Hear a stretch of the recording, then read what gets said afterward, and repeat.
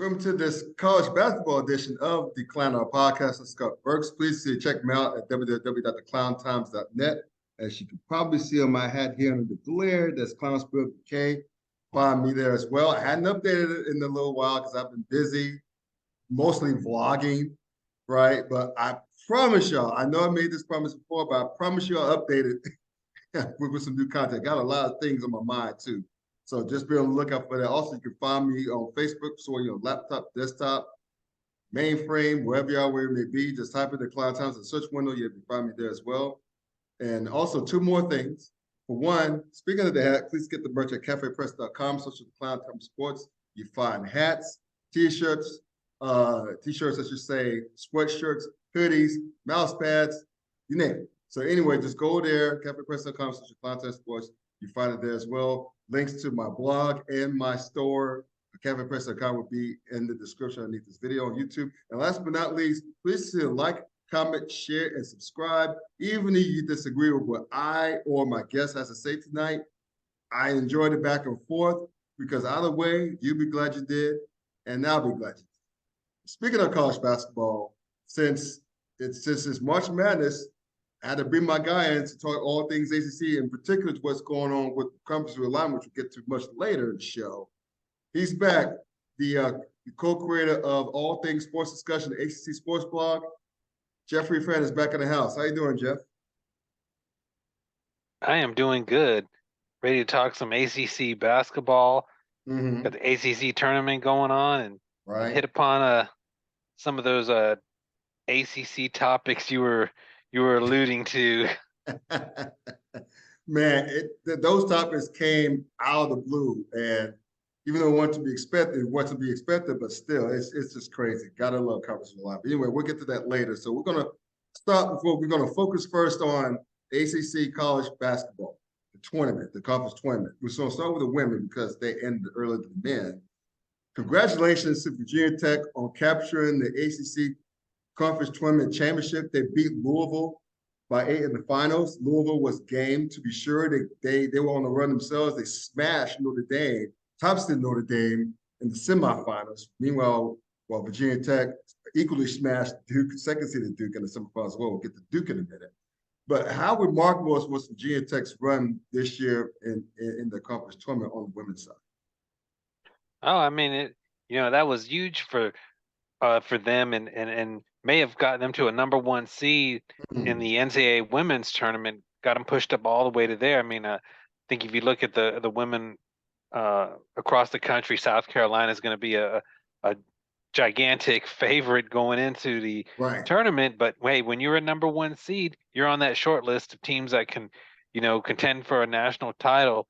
And this has been, I'm sorry to say, Scott, this has been NC State and Louisville kind of going back and forth with the ACC women, and Notre Dame's been really good. So just kind of shows the depth of the league that, now you have Virginia Tech stepping up and producing like a top 5 team. So, the discussion has been ACC men's basketball is down, but that is not the case with the women, who are probably going to have 8, maybe 9 teams in the tournament. And, several teams that are going to be capable of getting to the Final Four. I mean, I don't know if anyone can overcome South Carolina, but, they definitely have a couple teams that can get to the Final Four, Elite 8, and Virginia Tech's definitely one of them. And speaking of ACC women's basketball, let's give these ladies some proper flowers. I mean, the talk has always been about South Carolina, somewhat UConn, and they earned it, especially South Carolina. They definitely earned it. But if we look at the SEC where South Carolina resides, it's South Carolina, LSU, who else? Maybe Tennessee? Maybe Tennessee. And that's it. They're top heavy as bleep, as LeBron James once said. I mean, if you look at the ACC, man, in addition to Virginia Tech, you got Notre Dame. Duke was really good this year. They were flirting with the top 10 status. And North Carolina, Florida State, right? Yep. And then NC State and Louisville were down. And I'm doing that in air quotes. They were down. And Louisville made a great run in the conference tournament as well. But I listed, 7 teams just off the top of my head, just like that. I mean, if you really, I mean, you could consider Miami, and I don't know who you consider for the ninth squad to get in, but I mean, some people may argue Syracuse. It's a deep league. Yeah, I It's a mean, very deep league, and I think it's the best in women's college basketball. I don't care what anybody says. It's not the homer in me. That's just evidence. I just gave y'all facts. yeah, I mean the team that they're not going to make the NCAA tournament, they probably have a good chance to make the women's NIT is Clemson. You know, they beat Mm-hmm. Virginia Tech on their home floor, Yeah, and you know, so that's how deep the league goes. yeah. I mean, talking about 8 to 9 teams possibly heads of the NCAA tournament. Definitely 8 teams. Yeah, definitely, Definitely 8 teams. definitely going to be eight. Probably not going to get that ninth team in there, but I mean, for sure Uh, they're going to get eight teams in there, and every single one of them has a chance to get to the Sweet 16, and a couple of them, like I said earlier, have a chance to get to the Final Four. yeah, and I'm speaking of teams in the tournament. Like, I don't know if people who are casual fans of the women's game will realize that the first 2 rounds are typically held at the had the highest seed of that whatever like region, a small region. Like for example, number 2 Duke's probably going to end up hosting, so that means the first 2 games, so the first 2 rounds are going to be Right. held at Cameron Indoor Stadium. Virginia Tech, same with Virginia Tech and Blacksburg. They're going to probably host the first 2 rounds. I could see Notre Dame doing the same. Um, it's I mean, I think we could probably, I mean, it's probably stretching to say 4 ACC women's teams may end up hosting the first round. I mean, again, when I listen to the for sure's, Virginia Tech, Duke, and Notre Dame, I mean, one could probably say Carolina may have Yeah, that shot, maybe Louisville maybe for the Louisville in the has an tournament. outside shot. Yeah, I think North Carolina State and Florida State probably a little bit too far out. And yeah. they're doing something kind of interesting with the women's tournament this year that I think is going to be kind of neat is that they're instead of having like regional sites, they're putting Hmm. after that first couple rounds for the regional semifinals and the regional finals, they're going to have it hosted in 2 cities. I think one's out northwest. I can't remember if it was Portland or Seattle, and then the Hmm. other one is going to be in my neck of the woods here in Greenville, South Carolina. So Oh, they're going to be South Carolina Gamecock fans just invading this city to of course. yeah. But I would expect that you'll probably see at least a couple of ACC teams right here, which should it's kind of a they should be able to bring a ton of fans. Like if NC State were to advance, just 4 hours from Raleigh or uh, 6 hours from Florida State. Virginia Tech's only 4 hours away.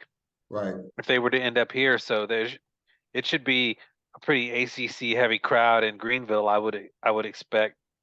Yeah, I typically agree with that. And so you're basically saying that the Sweet 16 and the Elite Eight will be held essentially in 2 different cities. Yeah, in two different cities instead of Hmm. having like what they usually have I guess is like 4 regional locations, or Uh-huh. is it two? But they're gonna have them. They're gonna have all of them in 2 cities. So it's Right. gonna be, let me see, what is that? That's gonna be 16 teams in each location, going from the 16 down to the Final Four, which I think could be. I think that's kind of a neat idea. Let's see how it works, but Yeah. um, I think that it's going to make for some great crowds at those locations. I mean, usually the women's tournament seems to do pretty well attendance wise, but I mean, I think that'll Right. really make for some great atmospheres. Yeah. Yeah. And so basically, like I was going to ask one more question about that. If they did it, and you probably alluded to already, but please forgive me if I missed it. Is it just to save on travel, to save on costs? That's a good question. I hadn't really followed exactly Uh-huh. why they did it. I think there were some attendance things to it. Maybe there Sure. was some travel to it, but Sure. you know, I think the women's game does some good things to try to, innovate and create interest in their game, and I think this is one of those things. Yeah. And for those right quick, before I move on to my last question regarding the women, point on like on the women. For those who complain about South Carolina possibly have an unfair home court advantage in the Sweet 16 and the Elite Eight, remember that UConn, as a 2 seed, had the Sweet 16 and the Elite Eight played in Bridgeport, Connecticut. Yeah, that's true.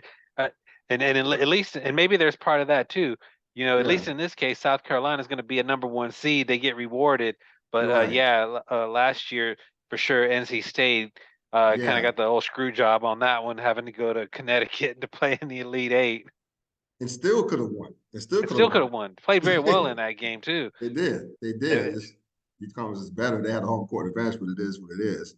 One more question about the women before we move on to the men. I mentioned Duke earlier. I think that Carol Lawson's done a hell of a job. And I think this is her, third year? I think. mm, Second or third year. Second or third, yeah. Yeah, but the point is that she's really turned Duke into a really tough defensive-minded squad, similar to her Tennessee teams, like when she was at coach under the great Pat. I forget her last Pat name. Summit. Summit, yeah, Pat Summit. But this is a serious question here. I'm not trying to be a smartass. Will Duke be able to score over 50 soon? I think they're the women's basketball version of Virginia. God, I mean, good gracious, man. They scored 37 against Virginia Tech, and they only scored 44 the round before against Carolina, and that was in the win. Yeah. Jesus. Huh. Anyway, well, we're hoping that Duke and the rest of the ACC squads do well in the women's NCAA tournament. It should be the tournament itself. I know South Carolina's a big favorite, but I think it'll be more wide open than people think, and that's great for the women's game. It's no longer top heavy with UConn and Tennessee battling out every single year, with this occasionally sprinkled there Notre Dame and Stanford. So I'm glad, I'm happy, I'm excited for the women's tournament this season. It's going to be great. It's going to be a lot of fun. Moving on to the men right quick, what's going on right now? With Wake beating Syracuse, sitting Jim Boeheim into retirement. Pitt beating Georgia Tech, Carolina curb stomping the hell out of Boston College right now. Virginia Tech and NC State playing later tonight. Which, of course, Carolina, it goes without saying that they have to at least beat Boston College with their own way of doing that. Yep. It's impossible that they have to beat Virginia for a second time to be secured the NCAA tournament spot. Yeah, there seems to be quite a variety of takes on that. Mm-hmm. The problem with North Carolina is those Q1 wins. They don't have any. Right. That's a problem. And but I think they're over 500 in the ACC. Clearly they couldn't have lost today. I mean, if they would have lost today, I don't think anyone could have been able to argue them in. But their net is somewhere. I think it's in the high 40s. I feel like the win tonight gives them a pretty decent chance to get in. But not a. We're looking at like last four in type thing. If they were just win tonight and not win tomorrow, if they want to ensure that they get a bid, it would take knocking off for Virginia. I think that the tournament wants to have North Carolina in, and you'd still have a pretty decent record, 20-12. Yeah. I mean, we saw them play against Alabama when they were at one of their biggest struggle points of the season. Take Alabama to 4 overtimes. I mean, they really should have won that game. So I mean, they're an NCAA tournament caliber team who played well at the end of the season, beat Virginia at home, had a chance with Duke, who is probably the hottest team in the ACC. So I think North Carolina is not in the baddest shape as some people make it out to be. I think the win tonight will sneak them into the tournament, but it's no guarantee. If they want to, guarantee themselves a spot, they'll win. They'll take care of business against Virginia tomorrow. Yeah, I think Virginia's the only quad one win. And that win keeps teetering from like being a quad one, yes or no, because of the way Virginia's win. I think the last I looked, it wasn't, but it might be one tomorrow. Right, it might be because the best win before the Virginia game was was when they hosted NC State way back when. So I would say this about Carolina, but they have one good thing going in their favor, unfortunately, because I hate the Tar Heels. They don't have any bad losses. That's the big thing that's helping right now. They don't have any really bad loss. I mean, yeah, they lost at Boston College earlier this season, if I'm not mistaken, but they don't have any really bad quad four losses, if I recall correctly. So that's helping them at least. Yeah, you're right about that. And I'm just looking now.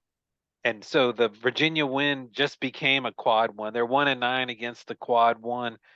Quad Mhm. two, they have a pretty good record, 6-3. And then, like you said, they have no bad losses with a net of 49 and an RPI of 43. That's why I don't think they're in nearly as bad a shape as some people are making them out to be. They did win their last 3 games Right. prior to the Duke game, which was competitive. So I mean, they're gonna, the worst they could go into Selection Sunday is winners of 4 of their last 6. Mhm. Um, but if they want to just seal it, you know, absolutely locked into the tournament, uh, Yeah. they got to win tomorrow. But I think just tonight puts them on the bubble, but and there haven't been a lot of like huge upsets, That's in the correct. mid-major level. Right. There haven't been a bunch of bid stealers, so that works in North Carolina's favor too. Exactly. That's a very good point because there hadn't been hardly any upsets, if any, so far in the mid major. So yeah, I've been keeping an eye on that as well for the sake of the league And I having mean, so many teams in. and another thing that's working that worked in North Carolina's favor is the last I looked was Ohio State was beating Wisconsin, and that's one of North Carolina's non-conference wins. And Ohio State struggled during the Big Ten schedule, but Yeah, anytime Ohio State or Michigan can win a game, that hmm only can help. That can only help North Carolina. exactly. That's a good point too. They had, both had down years, but that's those two things to keep an eye on. But I'll Exactly, say, I'll, and I'll ask this, man. Oh, go. I'm sorry. Go ahead. Go ahead. I'll add one more thing, and with Mhm. Ohio State, who's not going to make the tournament unless they win the Big Ten tournament. With their win over Wisconsin, they've eliminated Wisconsin from the tournament. Mhm. Wisconsin was a team that they probably didn't need to win the Big Ten tournament to get a bid, but they probably had to win 2 or 3. But now Yeah, they're not even on the bubble. So, yeah, pretty good night for the Tar Heels so far. right. That's bad news for Wake Forest potentially because that was Wake Forest's biggest one early in the year. I'll get to Wake Forest in a minute. Yep. But we're talking about Carolina having to make some noise in this conference tournament. It's crazy to say this, but even though they came in as the number 3 seed, this team is coming in as the number 3 seed, and one of the owners of the double buys, Clemson is not as secure as what people may believe, depending on who you talk to. So, does Clemson have to win, have to be out of Virginia Tech or NC State to secure a spot in the NCAA tournament? Yeah, I mean Clemson is a really kind of a weird case. I Mm-hmm. mean they're 22-9. They have 4 quad one wins, 3-2 against the quad two. So with quad one and quad two wins, they have the quad one record that North Carolina wants and would like to have, but they have 2 quad four losses. They have a couple of Yes. atrocious losses on their Mm-hmm. resume. I mean, they lost to South Carolina, which can kind of be forgiven because that was PJ Hall's, I think, first game back and on the road. But then you have this horrendous bad loss to Loyola Chicago, and they got blown out Yes, that yes. game. And here's the one that I think if they would have won this game, they wouldn't even be talking about being on the bubble, was losing at Louisville. They win that Yeah. game and they go into the ACC tournament winners of 5 of their last 6 games with their only loss at Virginia. But losing to Louisville, I mean, that was worse than losing to Loyola Chicago. I I don't mean, understand that, dude. They got smashed at Louisville too. It wasn't close. yeah, they lost by double digits, and I don't think there was a point in the second half that you felt like Clemson could win that game. And Louisville's metrics are so awful. I mean, it just wrecks a resume Yeah. when you lose to them. And so Clemson is just an intriguing case because they've won on the road. They've got good wins. They won at Pittsburgh. They beat Duke at home. I know they had another pretty solid. Oh yeah, they had the big win. I'm sorry, against NC State where they played fantastic. Uh, Right. I think Clemson is probably not in at the moment on the bubble for sure, but I think they need a win. At least if they win against the winner of NC State and Virginia Tech, I think they'll be in the field. Interesting. That's a good observation. I think Pitt's in. I think They Pitt's have. in too. I think Pitt's in. They beat Georgia Tech. They don't. They have they have good amount of quad one wins as well. I remember Jeff Capel belly aching about the lack of respect. But hey, they swept Carolina. They no one saw them. No one saw them in the top half of the ACC before the season started, let alone finishing fifth in the conference when they were at the top for great portions of the regular season. So props to Jeff Capel and Pitt. So I think Pitt's in. I think obviously Duke is in. Miami's in. Virginia's in, obviously. So that's 4. I think Carolina's in with this big win over Boston College. I think NC State's in. That's 6. So which leaves us with Virginia Tech and Wake Forest. Now, Virginia Tech had a pretty decent out-of-conference record. Like the start of the season, they just got injuries, just ravaged the hell out of them. Right. So I think they're what? I think did they sit at 18 wins right now before tonight's game with NC State? I think they're sitting at 18 wins. They got 19 after the 19. win yesterday, but I think for Virginia Tech and Wake Forest, I think they've got to win the ACC Yeah. tournament. At the very least, to even sniff the bubble, they got to get to the finals. They just lost, especially in Virginia Tech's case. They just lost too many ACC games, and Wake Yeah. Forest doesn't have enough quality victories. I think at the very least to get on the bubble, they got to get to Saturday, and I really think either one of them has to win the tournament. Yeah, I agree. I think we shared a point right there. So, which basically means that we got the men. I think we're looking at 6 squads qualifying for the tournament, which is better than what we would imagine before the season started, right? And certainly before the last ACC Big Ten challenge, which the ACC dominated, just out of the blue, just dominated, which was a harbinger of things to come as far as Big Ten basketball goes. I mean, Big Ten hasn't been that great basketball this season. Let's just be honest. But I definitely see 6 squads. I see Miami, Duke, Pitt, Virginia, Carolina, and NC State. I see those 6 definitely. Clemson, I'm not so sure yet, but I definitely see at least 6 squads headed to the NCAA tournament. But they just put up a graphic on TV. Maybe I don't know if it was correct. Actually, they had North Carolina playing Clemson in the second round. I'm actually not sure that's correct. Yeah, I don't think that. two conference foes playing the second round that early in the tournament.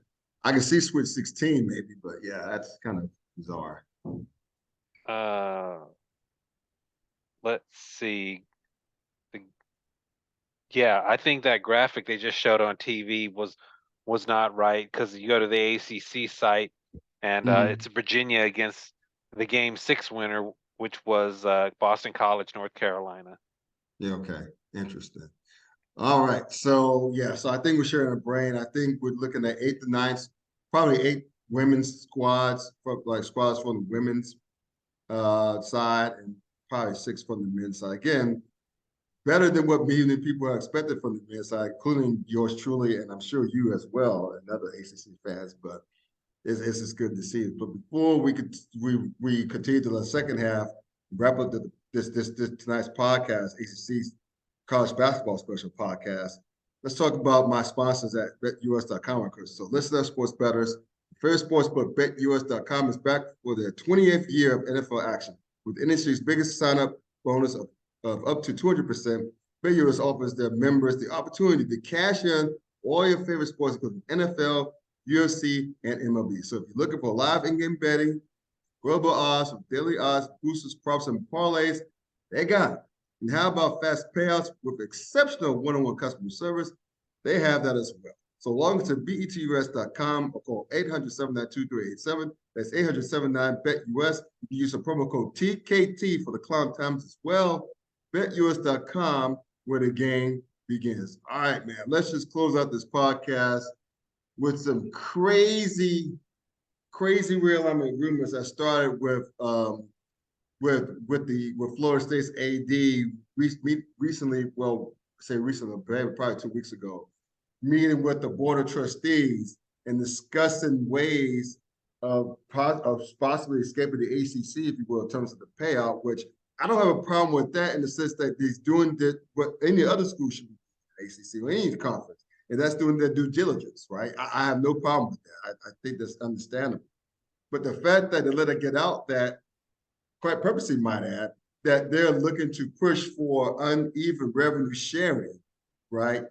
That which was echoed by the likes of Clemson and recently UNC. This leads to very interesting time in the ACC because, as we see in the past, Jeff, in any conference, unequal revenue sharing is a death sentence. It never ends well for whatever conference. See Oklahoma and Texas from the Big 12, and also see more recently USC and UCLA in the Pac-12. So, let me ask you this: first of all, do you see a chance that we will have uneven revenue sharing in the Atlantic Coast Conference? I do think that there's going to be some level of unequal revenue sharing. Wow. I do think that but I think it'll be performance based. Okay. I don't think you're going to see the television. I think the way the Florida State AD presented it, like we bring the most, trying to justify with television revenue, Right. what's our value to the TV contract. I don't think that's not going to happen. And why would it? If I'm Wake Forest and I'm Boston College, I'm not taking I'm not taking a cut. Why Sure. would you? Just to satisfy, Florida State or Clemson. I wouldn't do that. They can't leave anyways, and it's not gonna. Right. That part. Yeah, they're not leaving in the next 5 years. You keep hearing this has been. It's so strange. Usually, the wild time for realignment rumors is the summertime, but for some strange reason, it's really picked up during the tournament, during March, and most of it's complete nonsense. Right. I mean, I keep seeing it flash along my Twitter timeline. Just like this is nonsense, but um, I do think that there is a chance it could be performance based. Like if Clemson and Florida State make the playoff, Mm-hmm. I could see it, them getting a larger share of the playoff money if they were to make it, or they have like incentive based Mm-hmm. results, top 25 finishes or the higher percentages of their bowl revenue. I do Right. I do think that could happen. And like you said, it's just a bandage, though it's not going to address the elephant in the room for the Yeah. ACC.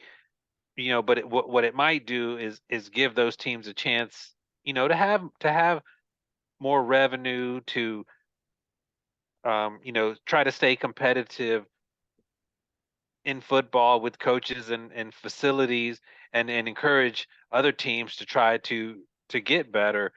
So I think you could see a performance based, but like we said, it's just a bandage, and it's not gonna that won't save the conference. And I think everyone realizes that I've seen a couple people say, "Oh, that's not going to save the conference." It's like, yeah, we know that. Everybody knows that. Right. It's not like someone saying something, not everybody already knows. But I think there could be some ways to implement it that could help the bigger football schools. But I don't see the television contract being split up any different. Yeah, and I agree with you on that, man. I mean, the thing is this: all those teams I mentioned that who received unequal revenue share, they did it for a reason. They did it because they were unsatisfied with where they were at. Yeah. And that's the bottom line. All those teams that received the lion's share of the revenue all left their conferences, respective conferences. So if Right. that's going to be the end game anyway for Florida State, if I'm Jim Phillips, if I'm the rest of the schools outside of Clemson and Carolina, maybe Louisville, why would I give them more? Why I'm why definitely, would I? yeah, I mean, I might be able to be talked into the incentive-based one, but I'm not giving you more television money. But No. if you're Florida State and Clemson and everyone else, you should do that. I mean, you got to look after your school and try Right. to get, No more problem money. with that. So yeah, I don't Right. have any problem with that at all. And Yeah. I mean, if it puts more, I think the one thing that is good is it puts, publicly more pressure on Jim Phillips to come up with something, which I don't have a problem with either, because he's been kind of MIA, here most of the last 6 months, Yeah. and he actually now had to make a couple comments recently, that he didn't say until this came out. So I don't have a problem with it. And plus, just you know, realistically, AC, I don't have the metrics of how great the ACC network has been doing in terms of revenue, but I would imagine since they're on Comcast now, there are a lot more homes that's going to bring each team more money Yeah. individually. So I just look aside from being locked into that terrible contract because at the time, I'm not to say that, not to make excuses for the previous commissioner. I just think that the ESPN had them over a barrel because they wanted the ACC at the time wanted the ACC network, ESPN say, okay, if you want this, you got to give us this, right? So Right. that's why they allowed them to that 20-year deal at the time. So, they had to do what they had to do there. I just think it comes back, speaking of Florida State, it comes back to this. Florida State and rumor has it Miami, none of this would be going on as far as this revenue shortfall to the SEC, the Big Ten, if y'all were doing what y'all were supposed to be doing in football in the first place. That's the irony of all this. Florida State fell the hell off at the wrong in the inopportune time, along with Miami when they entered the ACC. Those are two of your biggest football brands. Clemson was mediocre in football for a very long time before that was when he started to do his thing. It's all on you, Florida State. It's all on you, Miami. I can't really blame Clemson because Clemson did what they had to do. They were pulling their weight. But Florida State, I am looking right directly at you. You had a shot to make things right if you did what you had to do, what you're supposed to do in football. If you didn't make any bad decisions, if you didn't suck for so long before, this coach is getting them back to the promised land, on its way back to the promised land. They're not there yet. But if y'all were doing what we were supposed to be doing, Florida State Nation, this conference wouldn't be in the terrible contract it has now. And Miami goes the same way with you jokers too. So stop your complaining, stop your belly aching, stop getting your pennies bent, like pennies all up in a bunch. That's on you, Florida State. It's on you. Had to get that off my chest. There you go. I I mean, apologize. a couple things that um that you said there for sure. The ACC network, um, someone can beat up the contract because it is bad. There's no Mhm. arguing that they're way undervalued, but the Yeah, network itself is a home run. I yeah. mean, with Comcast coming on board, I mean that is an absolute revenue generator for the conference, and it's right up there with the Big Ten and the SEC networks. It's got tons of distribution right up there with those two conferences. I think it makes comparable money to the Big Ten network and just below the SEC. Mhm. So, I mean, it's with that Comcast coming on board. I mean, it's going to make That was over 10. huge. Yeah, it's going to make over $10 million for the school. So that's been everything that they've wanted it to be. And then when you compare these conferences, somehow that never seems to come up when you start talking about the Big 12 and the Pac-12. They just look at the base contract. They never figure in how well the ACC network is doing. But that's another story. So that in itself has been a home run. The Yeah. contract, yeah, no argument there. It's a mess. Hmm. But a couple, points I just want to mention with that. We shouldn't act like if it had just been a short-term deal, that would have saved everything. That seems to be a big misconception that, oh, Okay. why'd they sign for such a long time? Because it didn't help the Pac-12, and we know it didn't help the Big 12, who's been like gutted up. They get gutted every 5 years since Right. 2010. And this year, the Pac-12 is in a negotiation year, and with their contract was coming up, and that was USC and UCLA's opportunity to leave. So a couple of assumptions. One, you can't assume that a short-term deal would have saved anything. And two, these brands out there in the ACC that are like getting all frustrated with everything. And then I'm not saying they shouldn't. Sure. Um, you can't assume that they're going to be the next team would have the opportunity to go to the Big Ten or the SEC. You might think that, but the last few rounds of realignment, Rutgers, Maryland, Right. Missouri, Right. uh, they all found homes before any of these other big brands did. So it's not necessarily just about who's got a brand, football brand or whatever.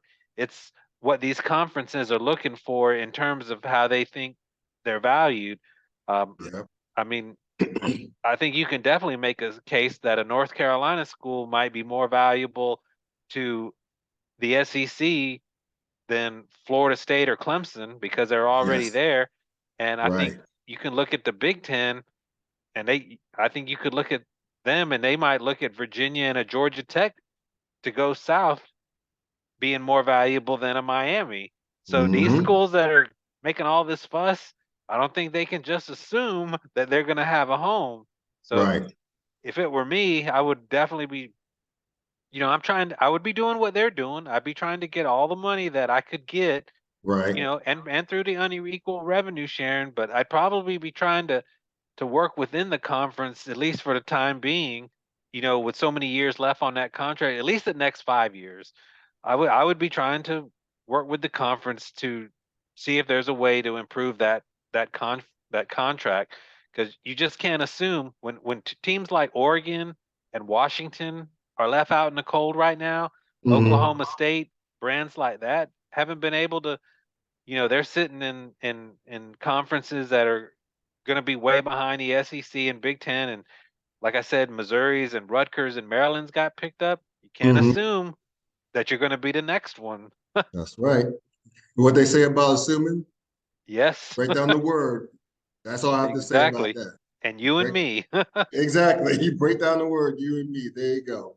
Um, yeah, man. So to going back to Carolina, that's a great point. I think Carolina and Virginia are both valuable for the SEC and the Big Ten But they because very well could be.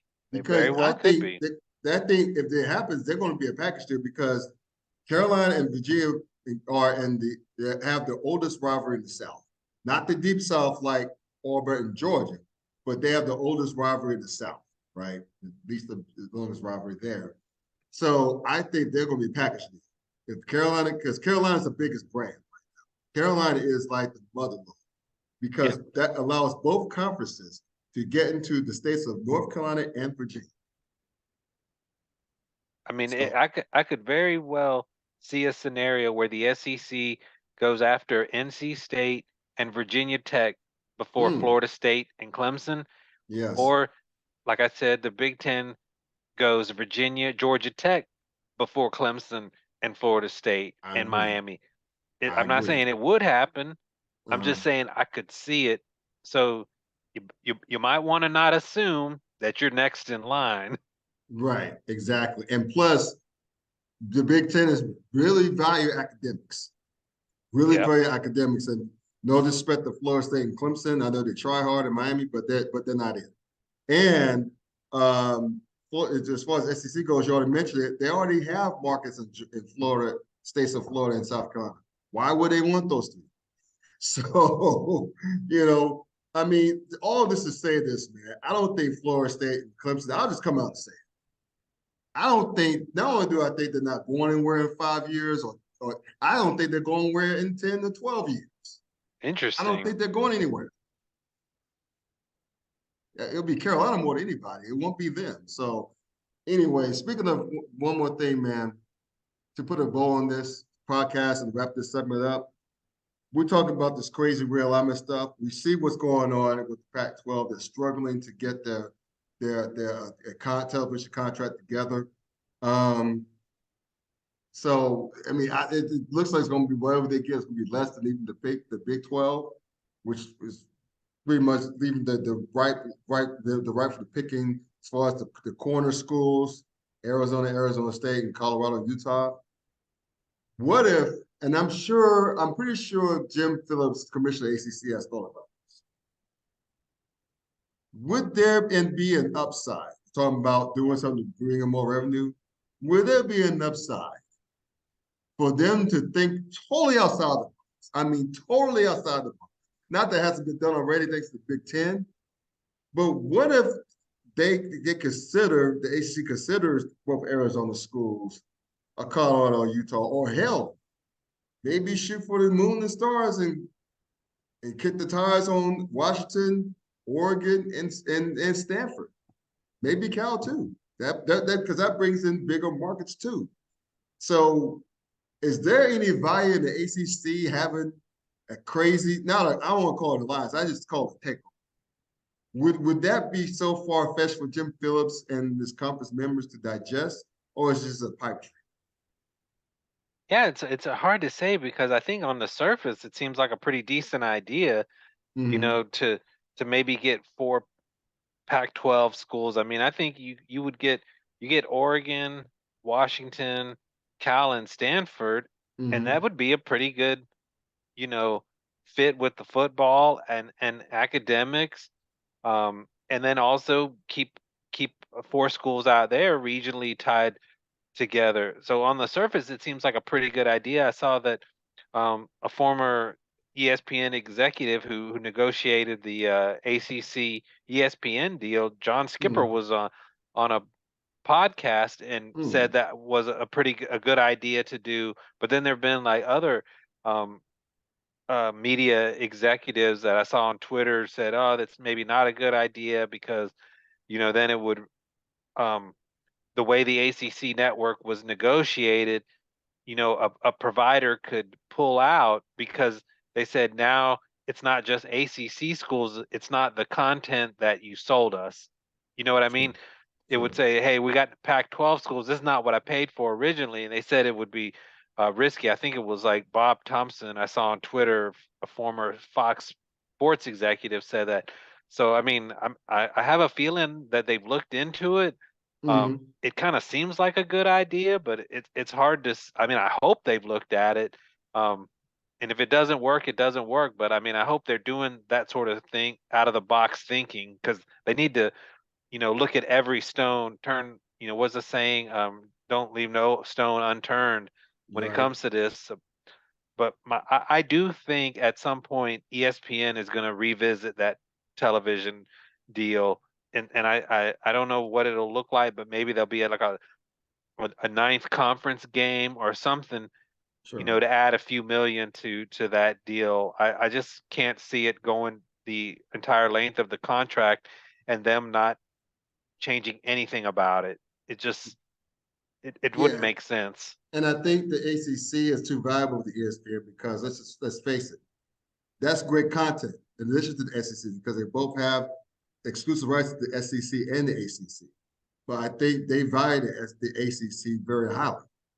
I And do, I do too. I think there's yeah, some reasons why they would definitely, look to improve things. I mean, we already talked about it. I mean, mhm, ESPN wants to keep their properties, and if they let the ACC fall, okay, the SEC is not picking up like 8 ACC teams, and there'll be some pretty valuable properties that are not in the SEC. They'll end up in the Big Ten, and then mhm, Notre Dame is going to, they will end up in the Big Ten too if the ACC breaks up for sure.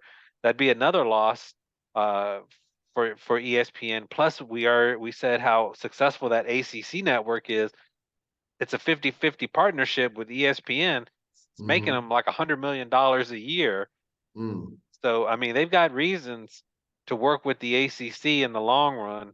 But, Right. you said it was like a sweetheart deal, and it is for ESPN. So I can't, this is what I kind of think. I think they're kind of looking at it like, all right, we're going to just go with this deal for 2 or 3 more years because it's so good. And, maybe in 5 years, we will have to revisit it. Right. That's what my just back of the napkin kind of guess at what will happen next. Back of the napkin. I like that. One last thing. One last thing. We'll wrap this up. Where do you see the ACC in 10 years? Do you see them staying pat, status quo, or do you see them making a move or two to make things better for their conference members? Or do you see potential announced departures, like early announced departures? Wow, yeah, that's a great question. When I've been asked that before, I've been pretty confident in saying, you know, 5 years, nothing's going to happen. I feel Yeah. like, the conference will make it to the end of the decade, but once those other contracts start coming open again, the Big Mm-hmm. Ten in around 2030, 2031, and the other deals start coming to a close, um, it's really going to be. I mean, I can't make a prediction because it's just too many things can happen. But I Right. will Too many say this: variables. if Yeah. if the ACC stays status quo, I can't see it surviving. If Jim Phillips just says, "All right, I'm going to just rely on the grant of rights and make it to 2036," um, then you're gonna have someone try to challenge it, and you're gonna see movement if he does that. But Yeah. I mean, he's got time. If he's proactive, he works with ESPN. I think there is a reasonable chance that the ACC could survive, but it can't survive with the status quo. That's for I sure. agree with that. Yeah, everyone says they got to improve the revenue. Um, that's absolutely no question. So if anyone in those ACC offices says, "Hey, we're going to wait till 2036 and try to renegotiate," that's not going to work. They gotta be working on it right now. I agree. I totally agree with you. They can't. The last thing they can ill afford to do is to stand pat. Being Exactly. that Florida State all but called them out. Right. 100% agree with you. So they have to do something. And I think Right. something's going on behind the scenes because I like to think that Jim Phillips is smarter than we are and living up and earning his salary. So we'll see. I think it's a ways away. I think it's 5 years is a little bit ways away, but in college basketball, college athletics years is not that far. Yeah, But he exactly. has time. The good news is the conference has time. They have And he's time. he's making whatever like $2 or $3 million a year to figure that out. So Right. it's the time to Yeah. earn that $1 million 7-figure salary. Exactly what we're thinking anyway. All right, man. Where can people find you on social media and your website? You can find me blogging and podcasting with ASD underscore Hokey Smash Matthew at allsportsdiscussion.com. And Mm-hmm. then you can find me on Twitter at Talking ACC Sports. I'm gonna kind of put the realignment on the back burner during March Madness and just enjoy the tournament. See if the ACC can have another surprising run all of last year because everyone's talking them down again. And we saw what happened last year. They had the best run Mm-hmm. of any team of any conference in the country, and see if they could do it again. Right. I agree with you there. All right, cool, man. So please, y'all, check this guy out. Check him out and check out his partner, Hokey Smash, as well on Twitter. Matthew Warner. They both do great work on the website. So please check them out there. They're great follows. So thank y'all for tuning into tonight's college basketball special of the podcast, ACC Central, that is, Conference of Our Youth. Please see like, comment, share, subscribe to the channel. In any event, you'll be glad you did, and I'll be glad you did. Please check out my website, www.theclowntimes.net, excuse me, and get the merch at cafepress.com/Klown Sports. You can find everything there as well. Thank you for tuning in. Have a good rest of the week. Take care. Good night. Thanks for having me. Enjoy.